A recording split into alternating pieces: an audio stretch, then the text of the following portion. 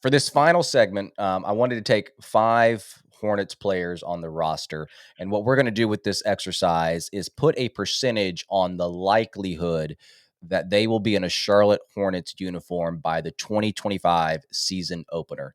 And we are gonna start with the player that we just talked about, LaMelo Ball. I'll let you go first. Give me, like, either your percentage and then kinda give me your reasoning behind it. Yeah, I think it's a 60% chance that he's still on the Hornets come October. And it probably goes against what I was just saying, with now is the time to strike with moving him, but it's going to take a lot to move the face of the franchise, move the most talented player on the franchise. For as much as I think they should do it, and it maybe is the right time for them to do it, it's still going to take a lot to send that email to Adam Silver and say, "Hey, we traded LaMelo Ball to this team for this package." So I still think it's more likely than not that he's in Charlotte next year. So I put it at 60%.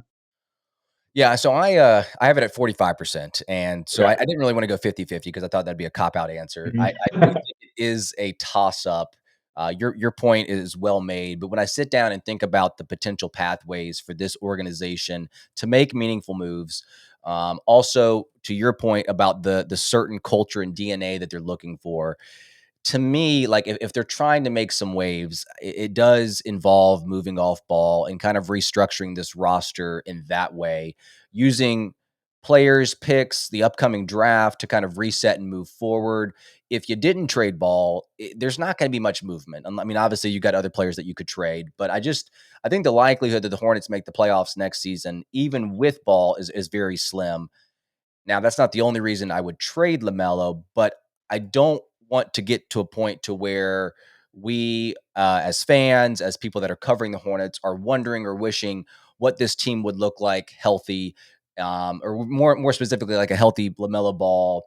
We're hoping for a complimentary roster. I just don't know how much shakeup you can do with this roster moving forward until maybe 2 or 3 years down the road. I just think there's too many variables, and I wonder if this roster needs a makeover sooner rather than later. And so, yeah, it is a toss up for me. I part of me wants to go higher than 50%, but I'm gonna be a little bit aggressive here and say 45% he's not, or no, 45% he's with the Hornets, 55% Mhm. he's not. But we'll see. We'll see moving forward. It's very close. Miles Bridges next up on the list here. What percentage do you give him? Yeah, I think I give it a 65% chance that he's back with the Hornets. I think if he was going to be somewhere else, it would have happened last offseason via sign and trade, via him signing a contract elsewhere. I just don't know what the market is for Miles Bridges across the NBA right now. Mhm. He's not on the back nine of his career, but he's close to making the turn. He's had battled injuries, obviously has a whole off-court situation that raises significant red flags for franchises. So I think the Hornets locked themselves into 3 years of Miles Bridges last summer, and I have a hard time picturing him elsewhere. I have him at 55%. He's definitely another name that's mentioned in Scotto's piece. I think him returning to Charlotte last offseason had more to do with the lack of options for him in the sign and trade market, with the snags that you encounter with the base year compensation and the teams over the apron who can't even acquire a player with the sign and trade. So I will say that his range in returning feels, around the mellows or maybe even a little bit higher. I'm just not sure. I don't know if you have a thought on this. Like, does one leaving mean the other stays, or does one leaving mean the other leaves too? But I've got 55% with Miles in Charlotte come October. I will say though, like the last 10 games or so, like I know you say you're not a fan of him on the court. I feel like he's been much better. Last Yeah. 10 games, finding his 3-point shot. Um, Mhm. Yeah, I mean, Steve, I got it. I'm not a huge fan of his game, but I do have to give credit where it's due. He has been playing well recently.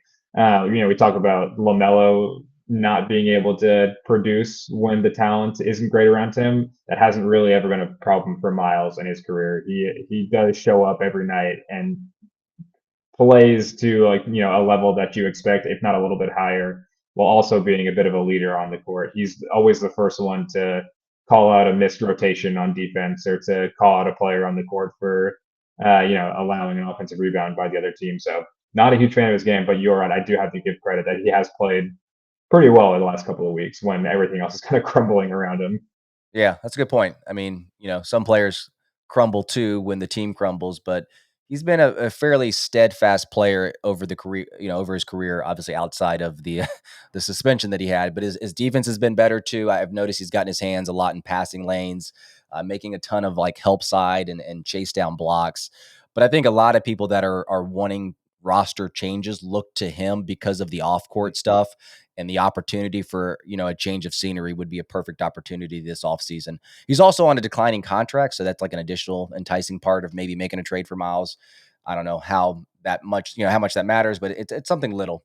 Let's move on to Josh Green. I feel like he's a very polarizing player in terms of the Hornets community. I have him, I think, at the highest out of all the 5 guys that we listed today. I have him at 85%. He's back with the Hornets. I feel like people have floated his name out there as a guy that could be on the trade market just less than a year into his contract. I think what is so appealing about Josh Green, whether that's on the Hornets or whether that's elsewhere, is that he's very much a plug and play type of guy that can fit into almost any system. Obviously, his contract is very tradable at $13 million. Overall, I don't necessarily think he's met expectations, but I am going to give him a little bit of a pass. A lot to do with the situation that he's been put into.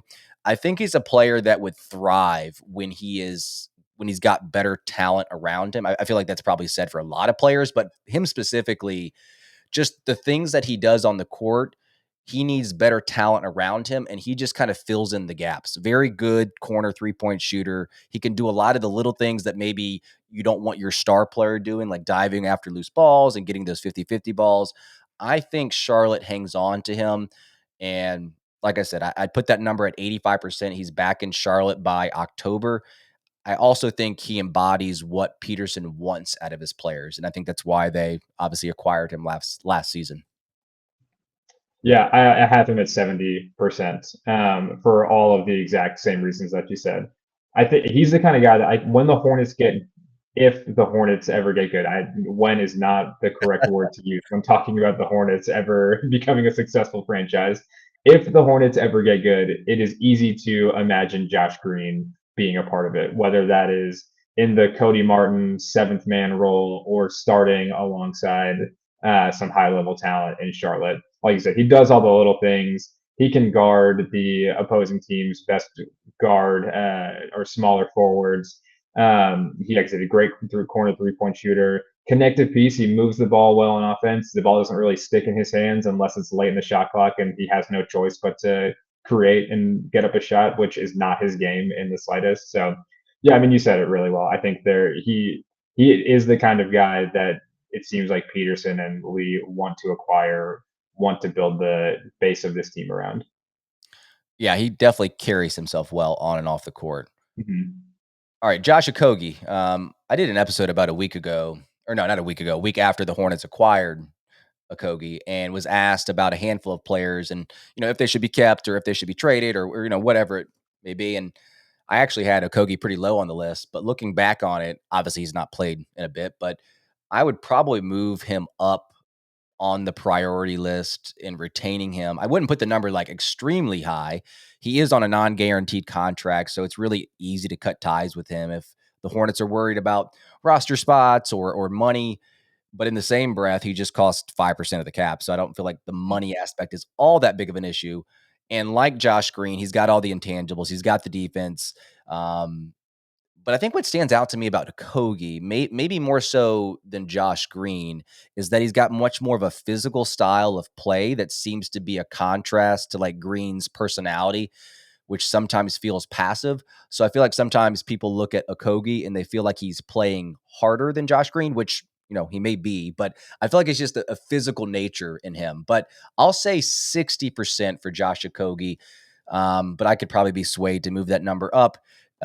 He's an interesting player and kind of what they do. Um, you know, I don't know how many players you want like Josh Okogie and Josh Green on your roster. Eventually, you're going to have to get some guys that are a little bit more, or fill different kind of gaps within the roster. You can't have a roster full of Okogies and Greens. Yeah, I had him at 70%. Okay. I could just see him being Cody Martin for the next 5 years, like Cody Martin has been for the last couple in Charlotte. Yeah, kind of exactly like Josh Green, doing the little things. he comes off the bench and gives you a spark by getting in the chest of an opposing ball handler and causing a turnover, throws down a dunk in transition. He's just, again, I think he was acquired because he is the kind of player that Charles Lee and Jeff Peterson are looking to acquire. I mean, we keep saying that about these energy 3 and D kind of do the dirty thing kind of guys. So I see a world where Okogie stays in Charlotte for the foreseeable future, especially next year. Like you said, he counts for 5% of the cap. It's a non-guaranteed contract, so I think if they guarantee it this summer, it is just very easy for them to keep him around. I think where Okogie's role and spot on the team kind of is in flux is if they trade LaMelo Ball for a package of a couple of different players. They're sending out Ball, they're bringing in 3 or 4 players. Okogie's non-guaranteed contract, like you said, is very easy to cut ties with when they're trying to save roster spots.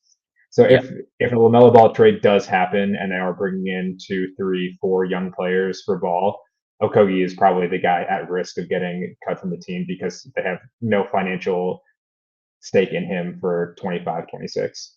But assuming they don't trade Ball, I think Okogie's at 70% chance to come back is pretty safe for me. gotcha. All right, we'll finish with the last player here, a player that was also mentioned in Scotto's piece.